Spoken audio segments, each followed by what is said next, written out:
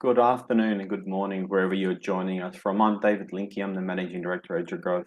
Thank you for being with us this afternoon. We've got an interesting program where we're going to hear from Education Services Australia about an incredibly important initiative around student privacy data and how edtech companies can be involved to ensure that they're compliant and regulatory. And I won't get too much away because I'm sure I'll get some of the details wrong. We've got experts with us.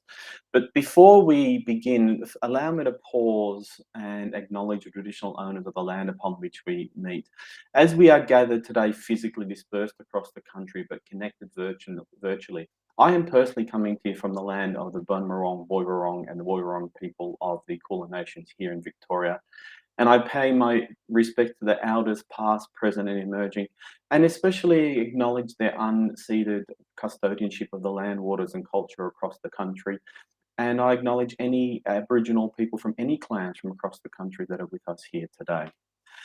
This afternoon, we're going to hear from Anthony Yaremenko, the program lead at NSIP, and we're also got the pleasure of having Andrew Smith, the CEO of Education Services Australia. They're going to give us a bit of an outline about the Safer Technology for Schools initiative, and they're also going to take questions. So if you haven't had a chance to send some questions through, and we've got certainly heaps from EduGrowth members across the country, you can put them into the chat box and they'll end up here on stage and I'll ask them for you. So without further ado, allow me to welcome Anthony Yaremenko and Andrew Smith. Hi, Andrew, how are you? David, good to see you. Thanks so much for the opportunity to be with you and your members today. Can I just, if it's okay, I just want to add my acknowledgement of the traditional owners of the country from where I'm joining, which is the Wurundjeri people of the Kulin Nation, and pay respects to elders past, present and emerging, and to pay particular respect and acknowledge the contribution that our First Nations people make to the work that we do, their knowledge, their experiences.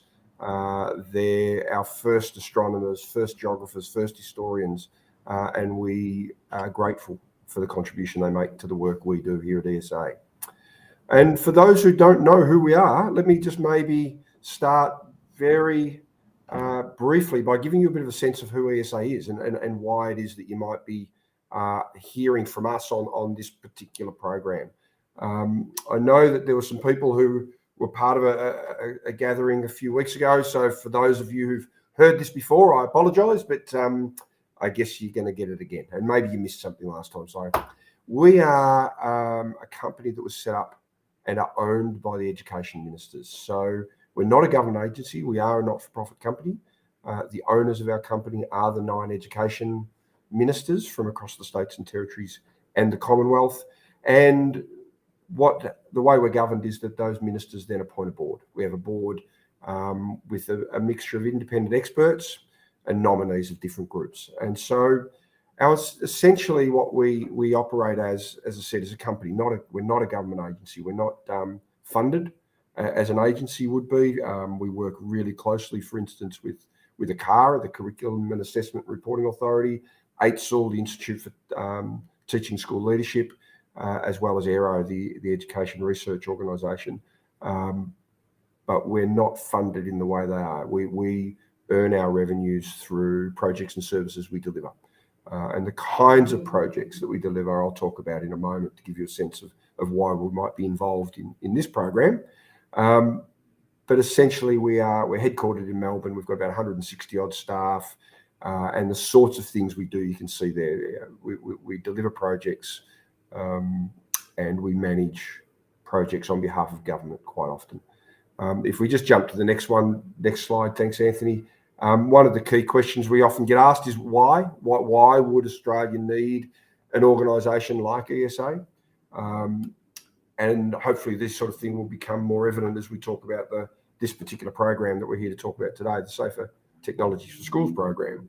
But essentially, we play the role of filling the gaps where either individual jurisdictions acting on their own or the market, for instance, are not mature enough or not the appropriate place to deliver a particular program. So we'll often fill that gap, particularly around national reform. So some of our projects that are reasonably high profile that you may be aware of NAPLAN is the National Assessment Program.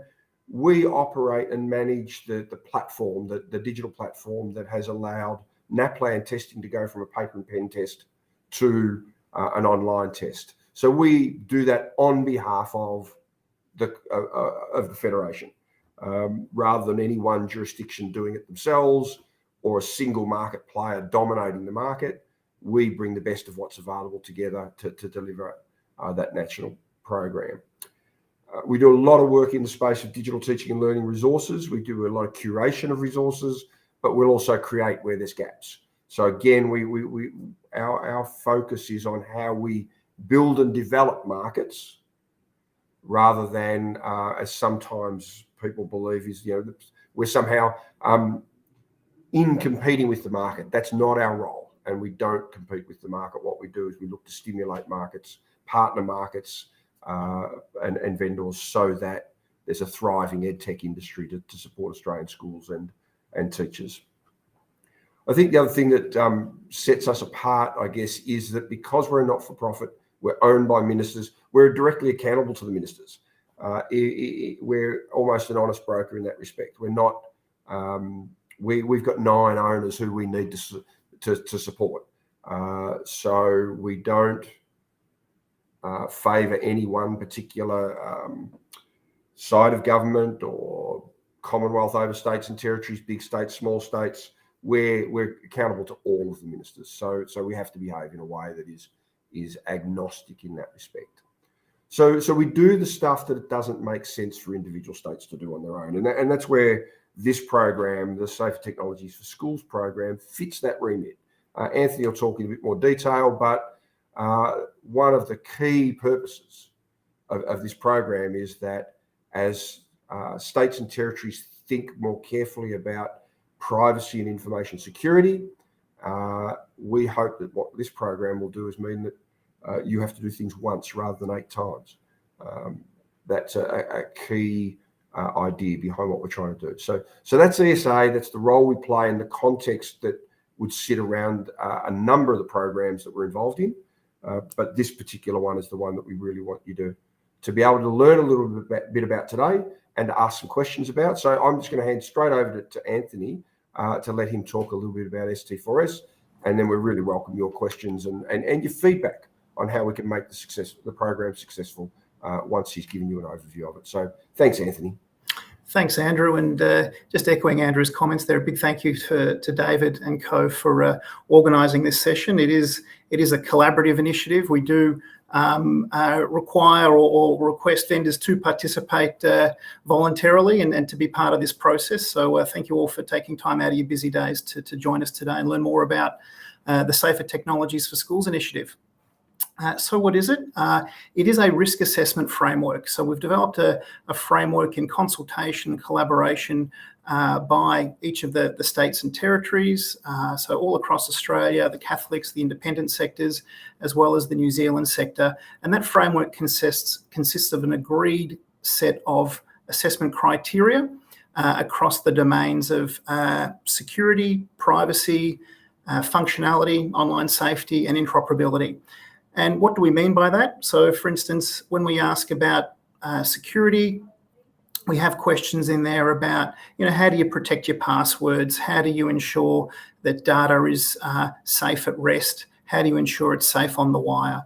With the questions around privacy, we ask questions around, what happens if there's a breach? What happens if, you get a request for information? Do you comply with the Australian privacy principles? We have questions in there about functionality. A number of the incidents, I'm not sure if anyone's seen the latest data breach report from the Office of the Australian Information Commissioner, but about, I think, 40% of those were human error. So we have questions in there regarding functionality of the product or service. Is it configured from the get-go to be as safe as possible? Or do teachers and staff at schools need to actually actively tweak things and configure things so that messages are limited to a certain audience, etc.? And lastly, we ask about interoperability. So how easy is that product to plug and play? Does it play nicely with others? And we roll that all up into a report that's targeted at schools and sort of the more technically savvy at each of the states and territories, and then it's up to them to distribute that out to their schools. So we administer that here by the National Schools Interoperability Program, NSIP. We're a business unit of Education Services Australia, and we're located in Collins Street in Melbourne here. But we are, renovating and then moving, so we won't be in Collins Street for too much longer. Who is NSIP? So NSIP, we were established back in 2010. We are now a business unit of Education Services Australia, and in the past we've focused on those technical and data sort of standards in learning infrastructure. So we look after things like the SIF-AU data model. So that data model is a reference model that sort of ties together the definitions of, what is a school, what is a student, what is an attendance record. And we also provide a number of services and tools to the education community. We maintain the SIF infrastructure framework, the .NET and Java versions there.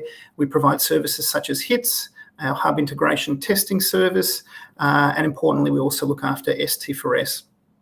So our program, the NSIP Work Program, is approved by ASOC, the Australian Education Senior Officials Committee, on behalf of the ministers. So it needs to be endorsed, first of all, by our NSIP steering group. So the NSIP steering group is made up of the Chief Information Officers, so each state and territory Department of Ed, their CIO, meet on a regular basis with us.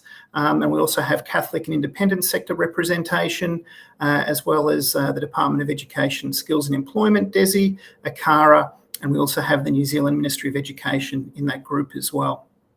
So we are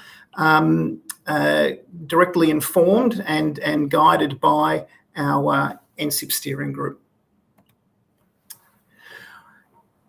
How did ST4S come about? And I guess more importantly, why did it come about? As I'm sure, being in the EdTech space, you will have seen that schools are moving away from internally built, departmentally built applications and services, and are now picking sort of best of breed products across the domains of student administration, the finance packages, the HR packages, learning management tools, online tools, games. Particularly post-COVID or during COVID, there were a number of additional requests for supporting tools to help students and staff sort of teach and learn from home. So we know that there's an explosion of application choices out there and available for schools and departments. Unfortunately, what comes with that great diversity of choice is the number of cybersecurity threats that are targeting education. Education has been seen to be perhaps an easier target, potentially given the number of applications out there, the types of data involved, and the budgets that we all struggle with with regards to education services, and also community expectations. As many probably have seen on the ABC reports and in news articles, etc., there are increasing community concerns across Australia regarding security and privacy, not only of student data, but as consumers of our data as well. And we're also facing that unenviable challenge of a lack of privacy and security awareness and understanding in schools. As I'm sure you know, schools are very busy places. The one staff member may be responsible for looking after a bloody nose and a sore tummy and dealing with a disgruntled parent, and also need to be sort of assisting with the running of the front and back office, and also selecting and using software as securely and safely as possible. So because of all those things, safer technologies for schools has come about. What are the objectives? What are we trying to achieve with ST4S? Really to establish a national framework for Australia and New Zealand that covers those important domains of security, privacy, safety, and interoperability, and to provide a consistent baseline for vendors and for departments and for schools. By doing that and by sort of collaborating and working together and having that one framework, a number of benefits stem from that. Important to note that we are not the be all and the end all when it comes to security, privacy assessments. Some states and territories do have some additional local requirements in addition to ST4S, but the vast majority and the bulk of ST4S covers what our working group have determined as important going forward. In terms of ST4S, part of the initiative is to actually increase that awareness in schools of risks. So as part of that process, we're working with the states and territories, Catholics and independents, to develop suitable resources for privacy and security. And one of the other things we're here to talk to you about as well today is vendor badges. So looking at providing a visual indicator of vendors that have satisfactorily sort of participated in the process. And the other item that we're looking at delivering through ST4S, improved outcomes. By having a more secure, safe ecosystem, it means that students and teachers, schools can run. We've had instances where ransomware have shut schools down for a number of days. By having a safer environment, schools can run.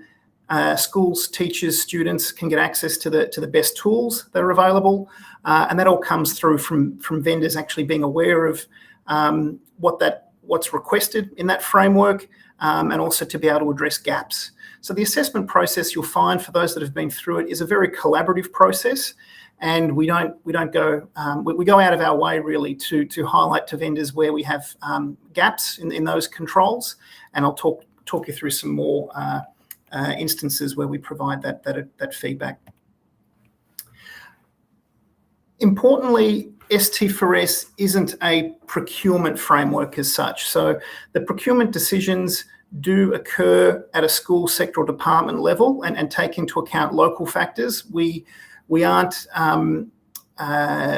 we don't affect the purchasing decisions. They're made locally and take a number of different things into account, of which ST4S may be one of many inputs. So it isn't a compliance or regulatory regime. It is a standardised assessment framework for the states and territories and our stakeholders and for vendors to use. We effectively aren't certifying a product. What we're doing in the assessment reports is really reflecting this is how a vendor has responded against our framework.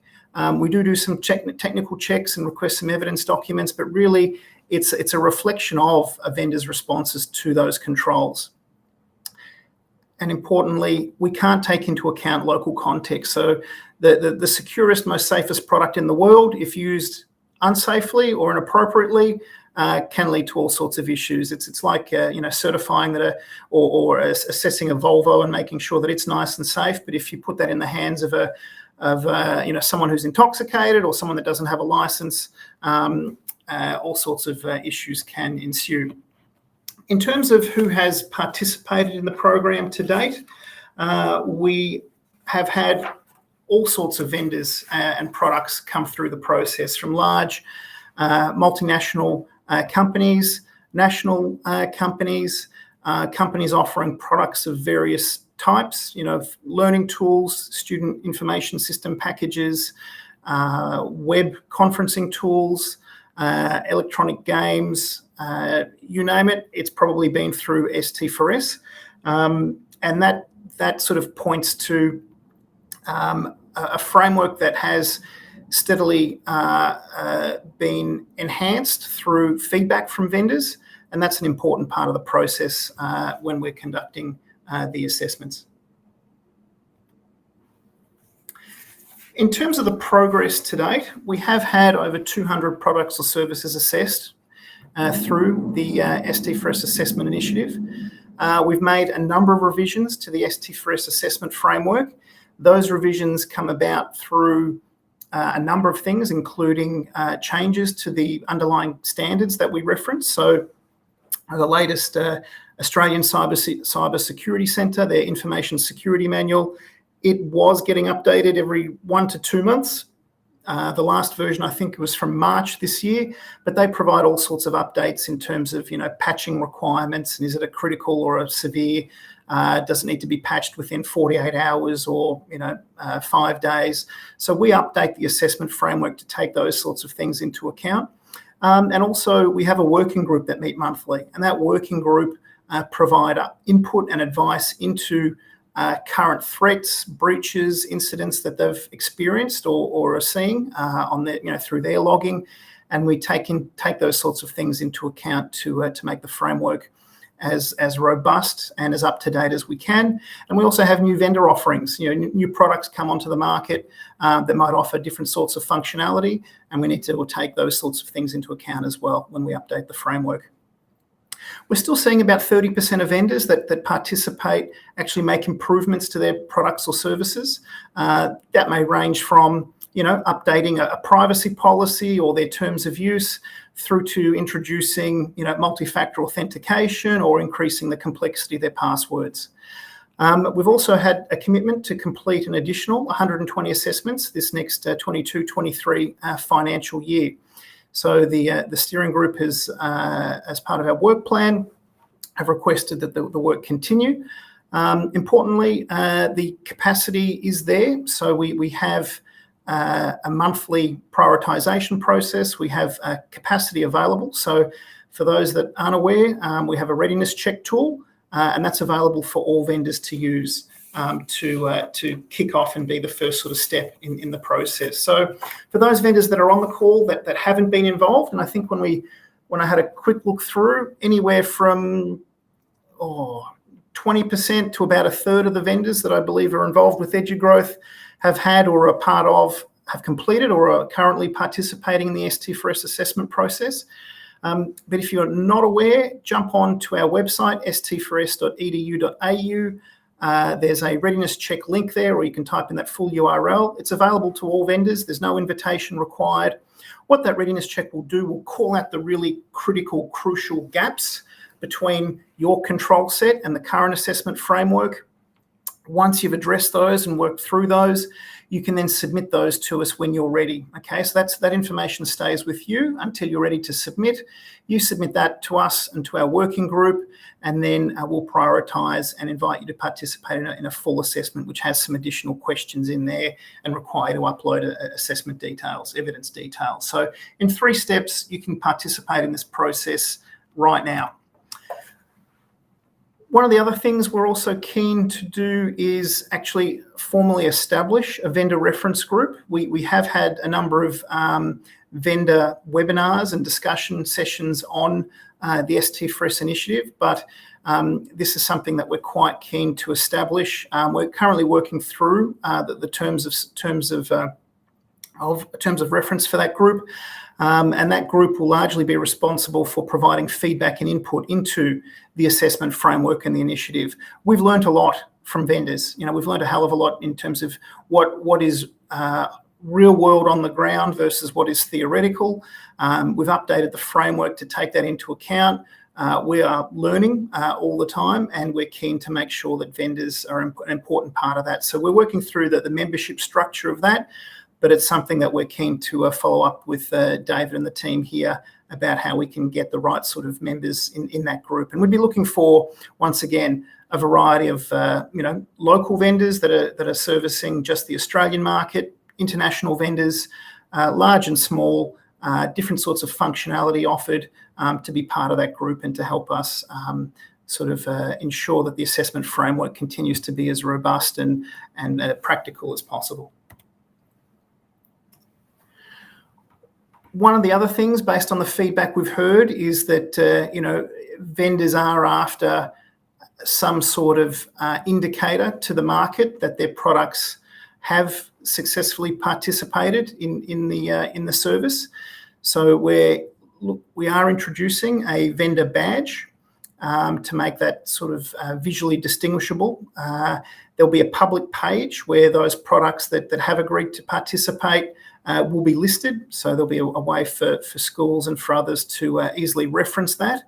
Currently, the requirements or the criteria around that is that the assessment has been completed sort of post-pilot, so from 2020 and beyond, that they've received a low or medium outcome. One of the requirements is to commit to that annual readiness check, and there's also a standard set of terms of use, and that includes things like not changing the colours of the badge or manipulating the badge or distorting the size, that sort of thing. So we're really keen and excited to be sort of talking with this about this with you today, and we are looking at launching that at EduTech in August. Also looking at developing and continuing to develop, a set of supporting materials for schools. So these are generic materials. We don't communicate with schools directly. We communicate via our ST4S working group and our steering group. But those materials are generic and will be able to be modified by those educational authorities so that they can put their sort of local teams and local contact details on there to provide input and advice into school security and privacy concerns. Coming soon from our end, our hub integration testing service. I'm not sure how many of you have used that, but that provides the ability to test integration exchanges, so moving data from point A to point B. We mimic some of the various collections and other use cases that are out there in terms of state and territory collections, but we're actually looking at expanding that so that when it comes to integrating with large state or territory initiatives, federal initiatives, we'll be able to support those as well as a number of other standards. So not just focusing on SIF, but other standards, be they IMS or flat CSV files, whatever they may be. And that will flow on from an ST4S assessment. So we're looking at sort of bringing that end-to-end one-stop shop sort of integration, security, privacy assessment in the one place. Alrighty, David, I think I'm hopefully on time in terms of our presentation. Handing back to yourself for some Q&A and questions. Always love it when the speakers know the time schedule better than I do. Awesome, fantastic, Anthony. It helps enormously for me to be on track. And just a reminder to everyone that you can ask questions in Slido and we'll bring them onto stage. So thank you, Anthony and Andrew, for giving us that update. I wanted to just unpack a few of the little pieces and then I'll go take some questions from the audience. So firstly, clearly there's been a huge amount of work in the background and significant time invested in during the, building a strong framework. Can you just give our members a bit of an idea of how long the pilot was, what was used to inform the STS, and what plans might be to review that framework going forward? Yeah, sure, David. Look, it was a huge amount of work. The pilot kicked off sort of early 2019. We actually got a working party together.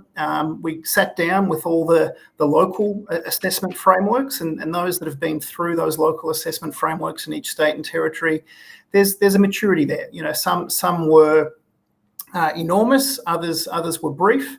But what we did is we sat down, we locked everyone in a room for about a week or two, hammered out what were the areas of most interest in terms of those existing assessment frameworks, what were the areas of commonality, what was important that was sort of recent in terms of security, privacy issues, local laws, policies, etc. And we hammered out the first version of the assessment framework, sort of using the existing frameworks as that benchmark. So we then had a pilot in middle of 2019. We kicked that pilot off. We ran that for about for 6 months. We invited 50 vendors to participate. It was voluntary. Pretty full on, but go for it. Yeah. Can you slow it down? Sorry, can you hear me? Yeah, no, that's okay. Sorry, Anthony. Yeah, no problem. We had about 50 vendors get invited for that. We had about 35 participate. All those vendors that went through received a satisfactory outcome bar. I think there were about 6 or 7 that didn't. And what we did, because it's a collaborative process, we worked with our steering group and worked with the vendors and established remediation timelines. So for each of those vendors that didn't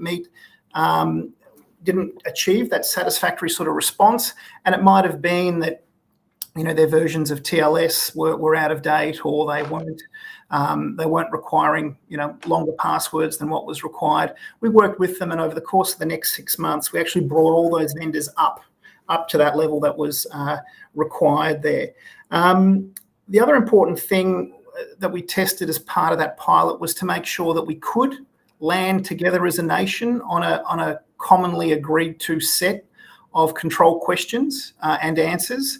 And by working with that working group, we were able to establish that, we could, for the CIOs, deliver a standardised assessment framework. So based on that, and based on our funding model and the feedback we had from the steering group, the pilot was deemed a success, and we've now been sort of running ST4S since 2019. And I think you mentioned in your presentation that there's a plan to have. There's already been 5 revisions. What is there a cadence of this? Is there a time frame? Yeah, look, the underlying assessment framework does reference heavily the Australian Cybersecurity Centre's ISM. Their cadence is, I think, 1 to 2 months. Based on the feedback we're getting from our working group, our cadence is about 6 to 12 months in terms of us updating the framework.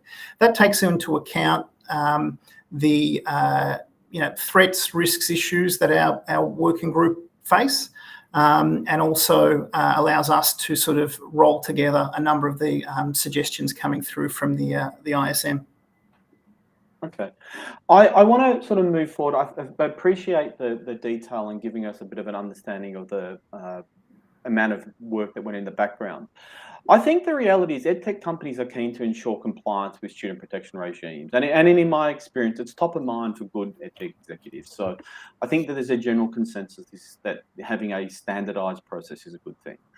Many of our members have shared that from time to time, though, jurisdictions impose compliance processes lots of times. So I guess there's a question in my mind, which is quite a direct one, which is what guarantees or what sort of process is there that safer technology for schools is going to become a standard and it's going to be around here for a little while, and how that's going to roll out across government, Catholic and independent schools, if it is?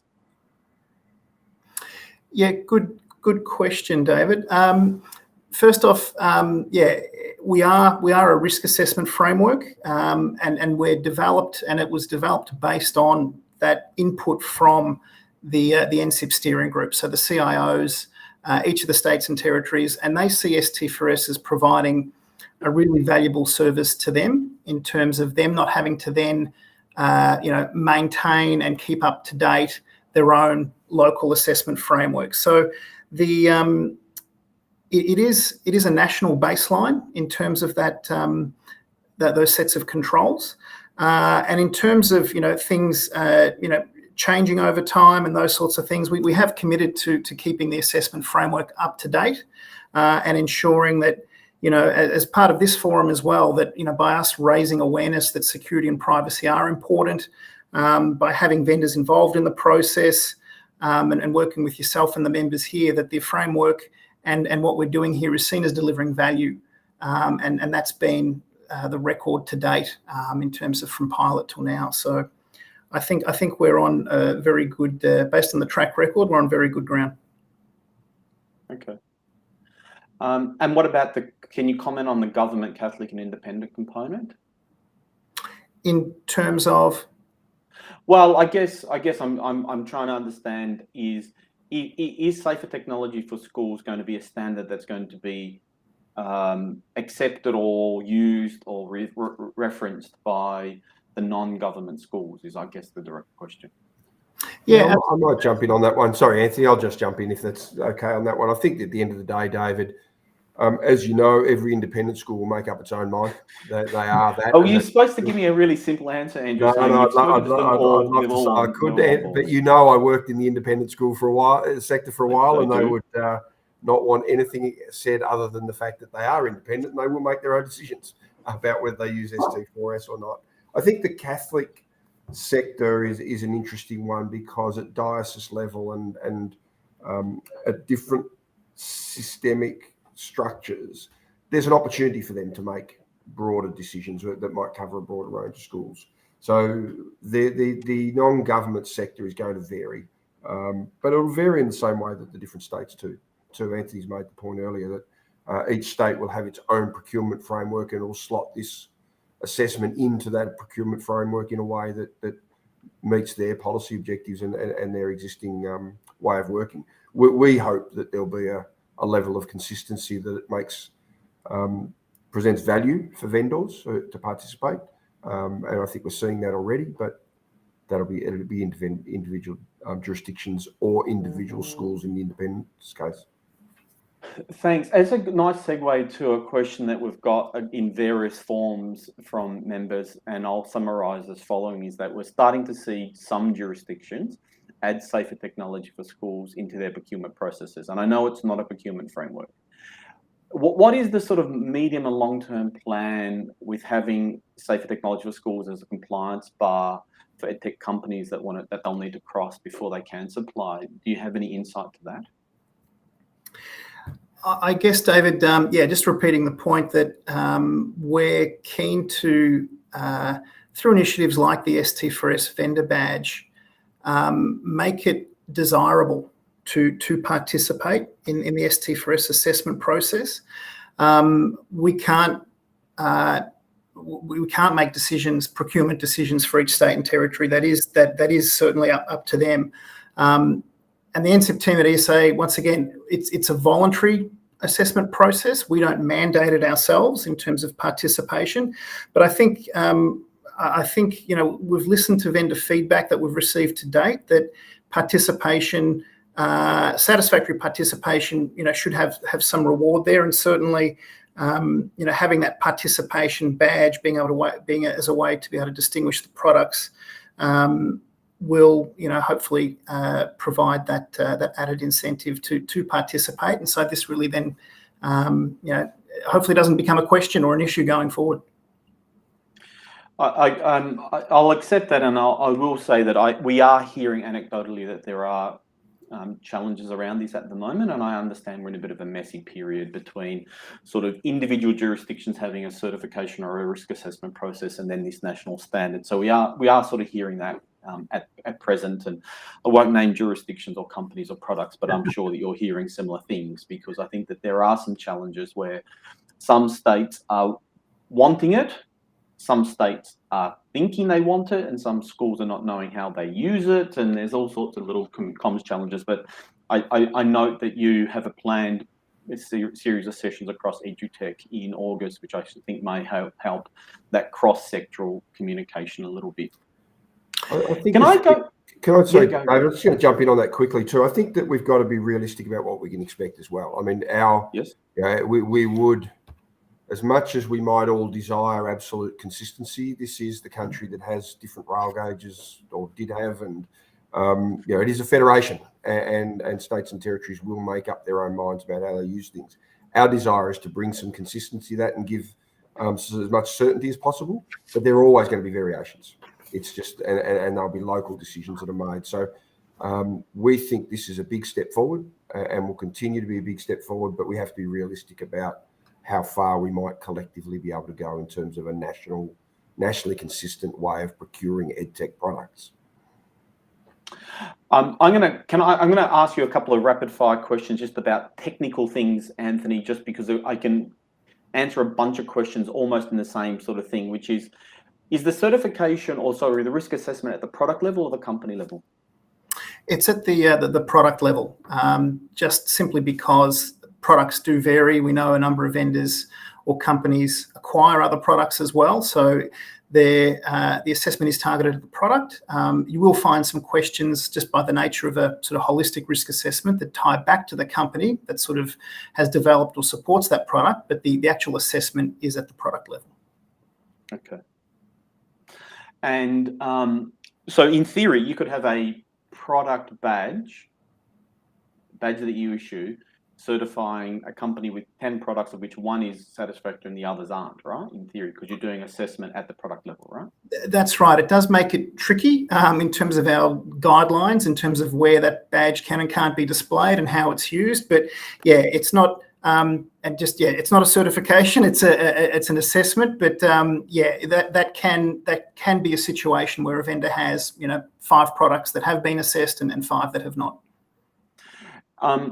I don't know if you're at this level yet. You probably are, I suspect. What I'm interested in is understanding around the maintenance of this certification, right? So this assessment.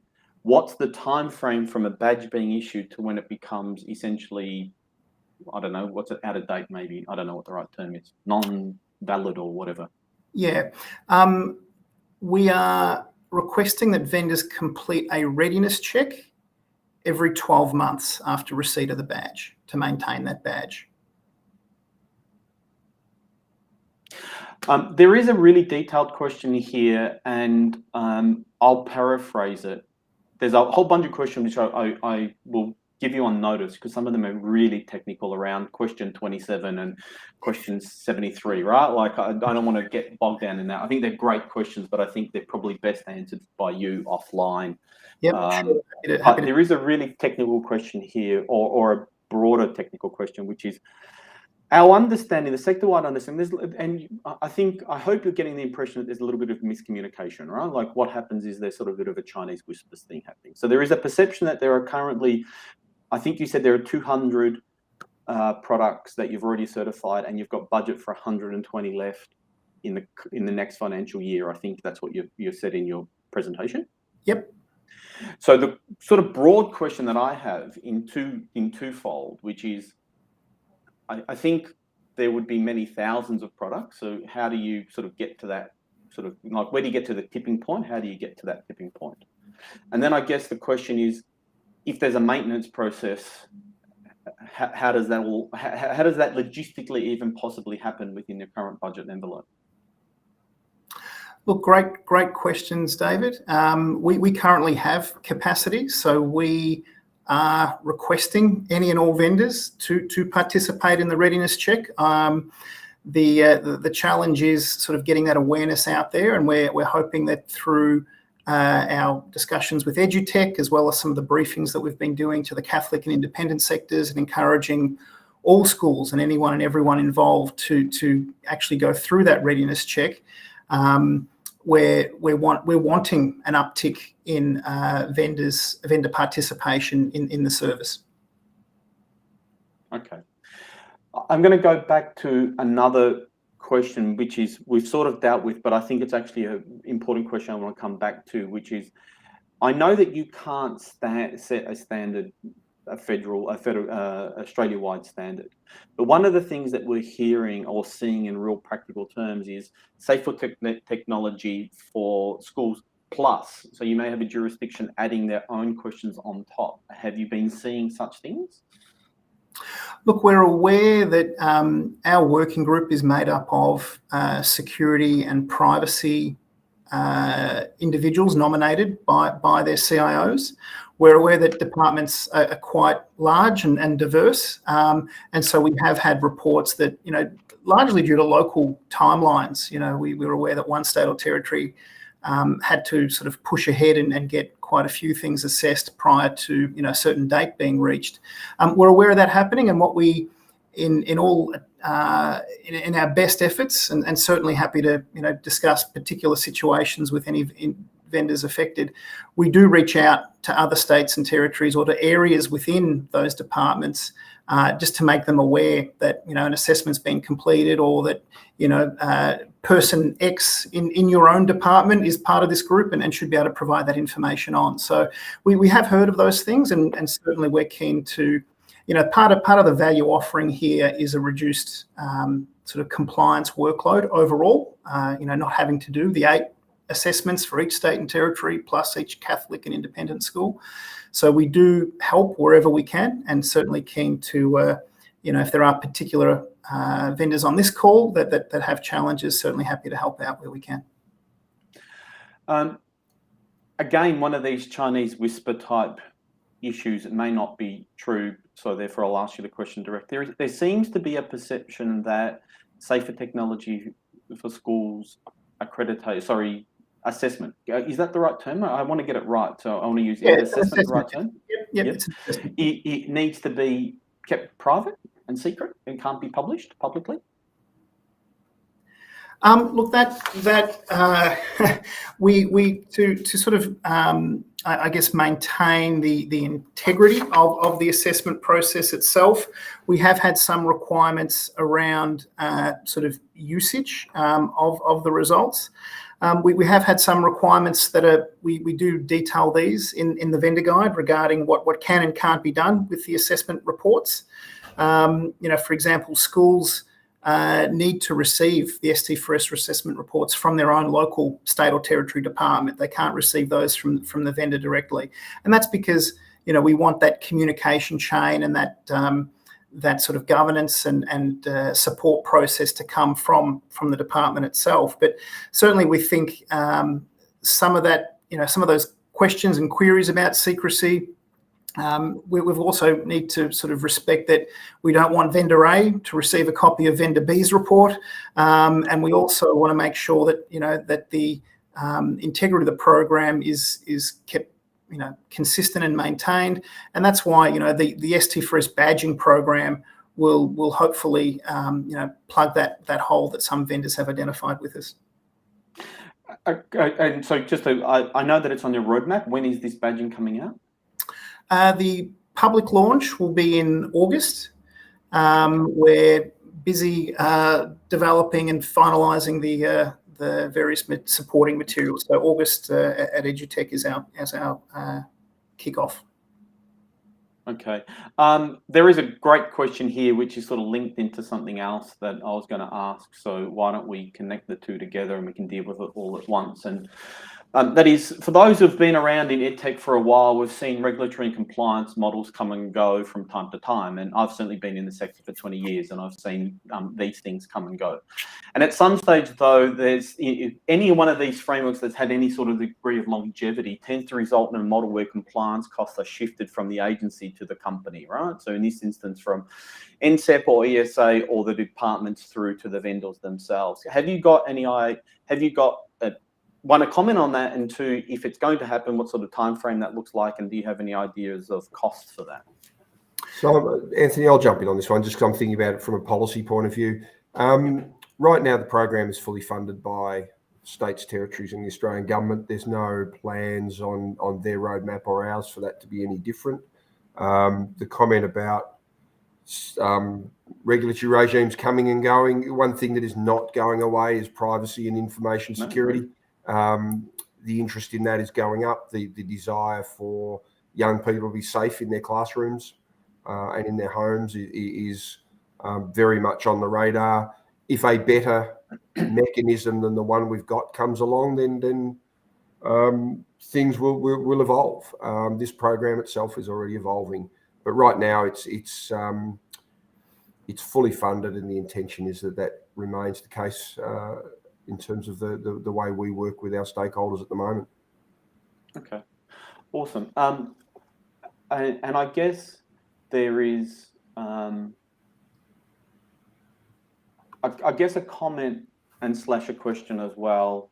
Feel free to comment if you want, Andrew, which is many regulatory and compliance models in Australia, there's a tiered approach connected to the company's capacity to actually cover the compliance costs. And at present, sort of your briefing and conversations you and I have had offline and also with the CEO syndicate sort of shows that this is a single model for all companies, regardless of size or install base or other metric. Can you, one, clarify if I'm right there, if I've missed something, and two, if you've got any comment about whether or not that may be different going forward? There is only one standard for privacy and information security, and nobody that I've spoken to in the policy environment has any appetite for having a lower standard for big companies, small companies, offshore companies, onshore companies. Their focus, the people who've charged us with putting this program in place, have one focus and one focus alone, and that is keeping kids safe when they're online or using these products. So vendor size, vendor maturity, they're agnostic about that because the singular focus is kids are safe and their data's safe and treated appropriately. So, and we don't see there's no likelihood that will change. Okay, cool. I'm going to just, well, I think we're coming close to the end. I really appreciate your time. I'm just going to quickly run through because the questions have piled up as we've been talking, just to make sure that I haven't missed any really big theme that we should be talking about.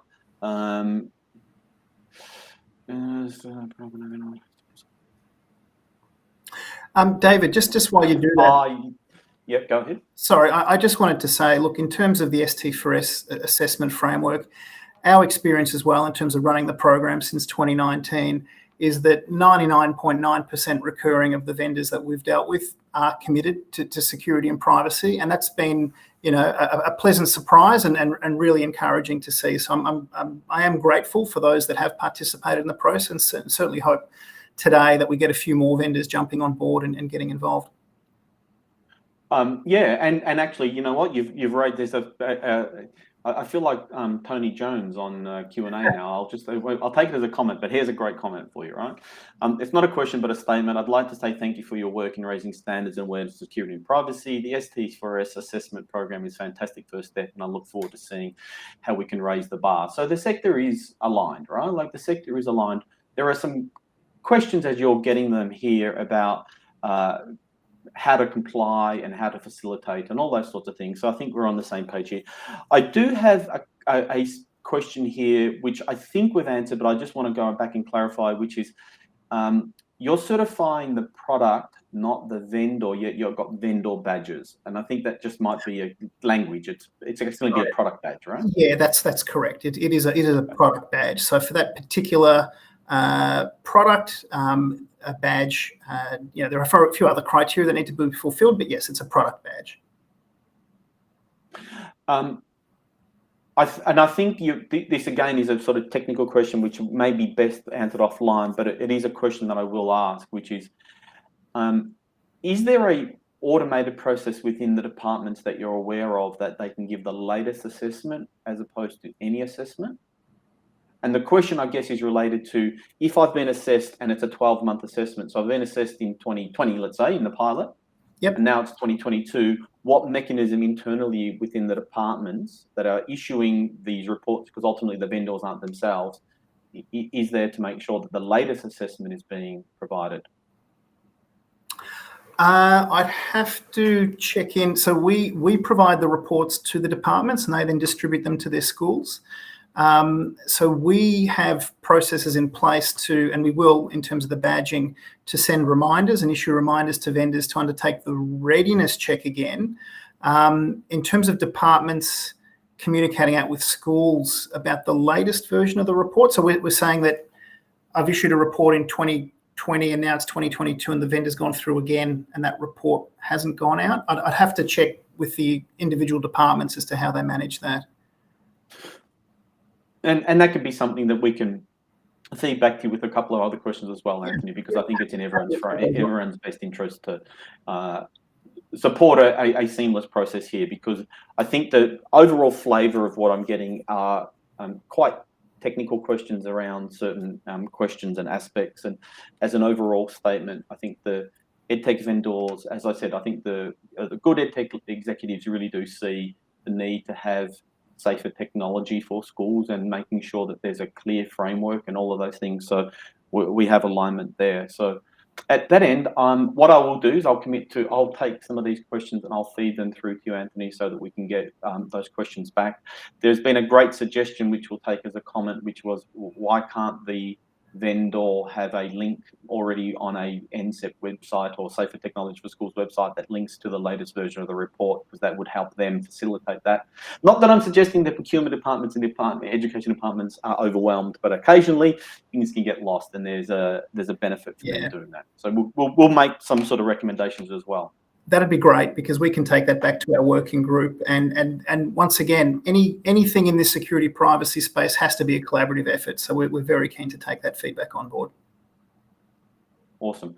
Anthony, Andrew, thank you so very much for making yourself available to EduGrowth members and our broader community of EdTech vendors. I really appreciate it.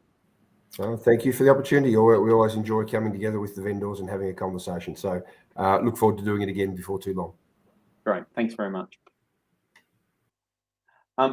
Thank you to all the EduGrowth members who have participated today. And I can see all of your questions are here, and we will make sure that we get some answers to some of those detailed ones. And there have been some great suggestions.